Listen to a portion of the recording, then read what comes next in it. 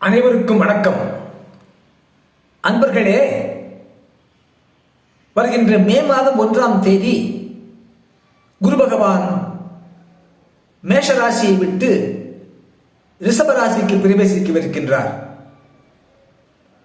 அவ்வாறு குரு பகவான் ஒரு ராசிக்கு வருகின்ற பொழுது எந்த ராசிக்கு 2ஆம் இடமாக வருகின்றாரோ அந்த ராசிக்கு வருமானத்தையும் லாபத்தையும் கொடுப்பார். ஒரு ராசிக்கு 5ஆம் இடத்திற்கு குரு பகவான் வருகின்ற பொழுது அந்த ராசிக்கு திரவிய லாபத்தை கொடுப்பார். ஒரு ராசிக்கு 7ஆம் இடத்திற்கு குரு பகவான் வருகின்ற பொழுது அந்த ராசிக்கு ஆரோக்கியத்தையும் மற்றும் முன்னேற்றத்தையும் விருத்தியையும் கொடுப்பார். ஒரு ராசிக்கு 9ஆம் இடத்திற்கு வருகின்ற பொழுது வஸ்திர லாபத்தையும் நலமும் கொடுப்பார்.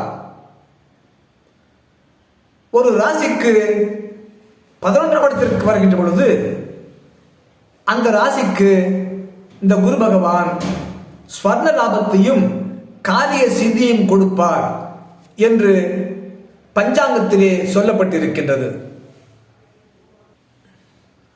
அதன்படி இப்பொழுது குரு பகவான் மே மாதம் 1ஆம் தேதி வருகின்ற ரிஷபராசி மேஷராசிக்கு 2ஆம் இடமாகும். அந்த மேஷராசிக்கு 2ஆம் இடத்திற்கு வருவதனாலே மேஷராசி அன்பர்களுக்கு இந்த குரு பகவான் வருமானத்தையும் லாபத்தையும் கொடுப்பார் என்பதாகும். மேஷராசிக்கு வருகின்ற மேஷராசிக்கு 2ஆம் இடத்திற்கு ரிஷபத்திற்கு வருகின்ற குரு பகவான் அந்த ரிஷபராசியிலிருந்து 5ஆம் பார்வையாக கன்னிராசியை பார்க்கின்றார். கன்னிராசி மேஷராசிக்கு 6ஆம் இடமாகும். 6ஆம் இடம் என்பது பகை, நோய், விபத்து, நோய், வம்பு வழக்கு, காயம், ருணரோக சத்துருஸ்தானமாகும்.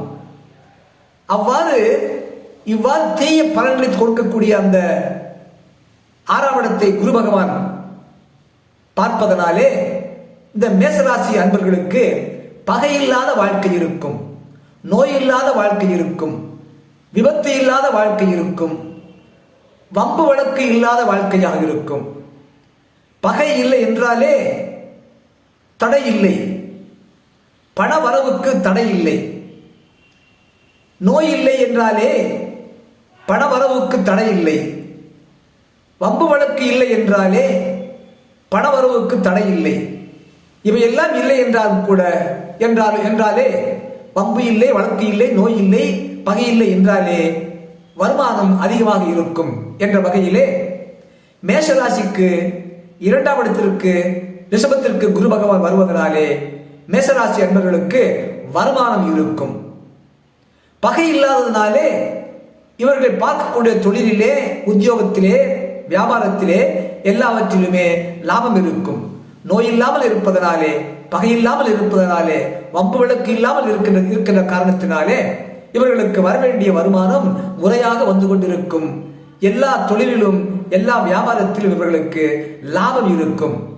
ஆகவே மேஷ ராசி அன்பர்களுக்கு குரு பகவான் ரிஷபராசிக்கு வருவதனாலே மேஷராசி அன்பர்களுக்கு அந்த ஓராண்டு காலம் மே மாதம் 1ஆம் தேதி முதல் அடுத்து ஓராண்டு காலத்திற்கு இந்த மேஷராசி அன்பர்களுக்கு வருமானத்தையும் லாபத்தையும் கொடுப்பார் என்பதாகும்.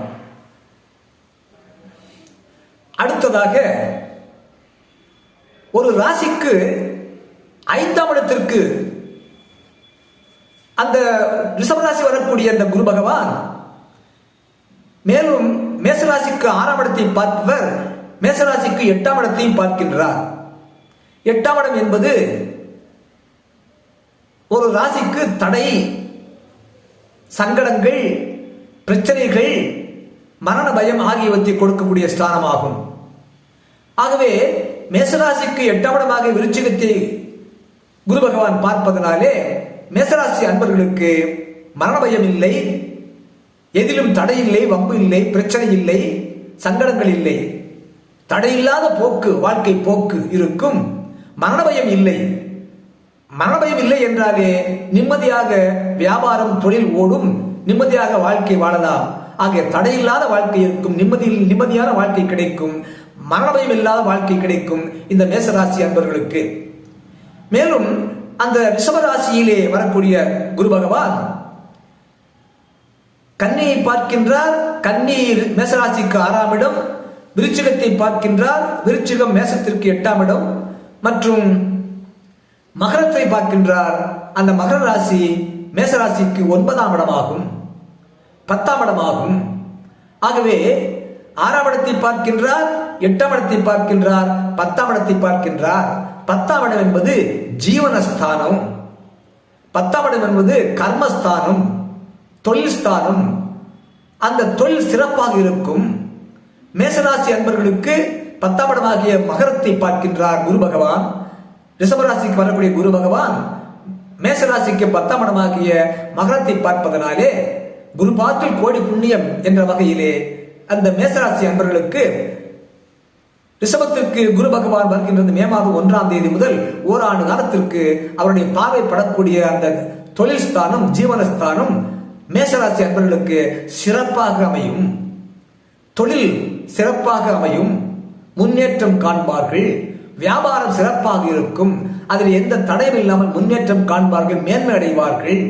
உத்தியோகம் பார்ப்பவர்களுக்கு நல்ல பதவி உயர்வு கிடைக்கும், மேன்மை கிடைக்கும். அந்த ஜீவனத்திலே சிறப்பு ஏற்பட்டாலே எந்த ஒரு மனிதருக்கும் வாழ்க்கையிலே முன்னேற்றத்தை, சந்தோஷத்தை, மகிழ்ச்சியை, பெருமையை, கௌரவத்தை கொடுக்கக்கூடியது இந்த ஜீவனஸ்தானம் தான், உத்தியோகஸ்தானம் தான், வியாபார ஸ்தானம் தான், தொழில் ஸ்தானம் தான்.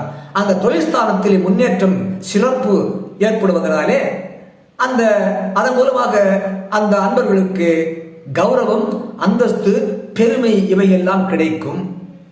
ஆகவே மே மாதம் 1ஆம் தேதி ரிஷபராசிக்கு வரக்கூடிய குரு பகவான் மேசராசி அன்பர்களுக்கு பகை இல்லாத, நோய் இல்லாத, வம்பு வழக்கு இல்லாத, விபத்து இல்லாத, காயம் இல்லாத மற்றும் எந்த காரியத்திலும் தங்குதடை இல்லாத, பிரச்சனை இல்லாத, சங்கடங்கள் இல்லாத, தடங்கள் இல்லாத காரியம் ஆகுதல் மற்றும் மரண பயம் இல்லாத நிம்மதியான வாழ்க்கை மற்றும் ஜீவன சிறப்பு, தொழில் சிறப்பு, முன்னேற்றம், கௌரவம் கூடுதல் ஆகியவற்றை எல்லாம் கொடுக்கவிருக்கின்றார் இந்த குரு பகவான்.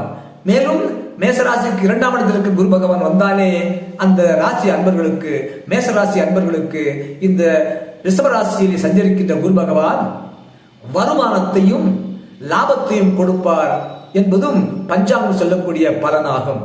ஆகவே வரக்கூடிய மே மாதம் 1ஆம் தேதி ரிஷபராசிக்கு இடப்பெயர்ச்சியாகி வரக்கூடிய குரு பகவானால் மேசராசி அன்பர்களுக்கு இப்படிப்பட்ட பலவிதமான நன்மைகள், சிறப்புகள், சந்தோஷம், மகிழ்ச்சி இவையெல்லாம் கிடைக்க காத்திருக்கின்றன. மேசராசி அன்பர்களுக்கு, மேசராசிக்கு 2ஆம் இடத்திற்கு குரு பகவான் வருவதனாலே மேசராசி அன்பர்களுக்கு எல்லா விதமான நன்மைகளையும் பலனையும் பெறுவார்கள். அறிவீர்களாக. ஓம் ஆதித்யாயச்ச சோமாய மங்களாய புதாயச்ச குரு சுக்கர சனிப்பேச்ச ராகவே கேதவே நமக. எல்லோரும் எல்லா நலமும் வளமும் பெற்று எப்போதும் இன்புற்று வாழ வாழ்த்தும் உங்கள் இனிய அன்பன் லிங்கா நடா என்ற சிகா நடா. மேஷ ராசிக்கு, ரிஷபராசிக்கு இடப்பெயர்ச்சியாக வரக்கூடிய குரு பகவான் மேஷ ராசிக்கு நல்ல பல சுப பலன்களை கொடுக்கவிருக்கிறார். வாழ்க வளமுடன், வாழ்க வளமுடன், வாழ்க வளமுடன்.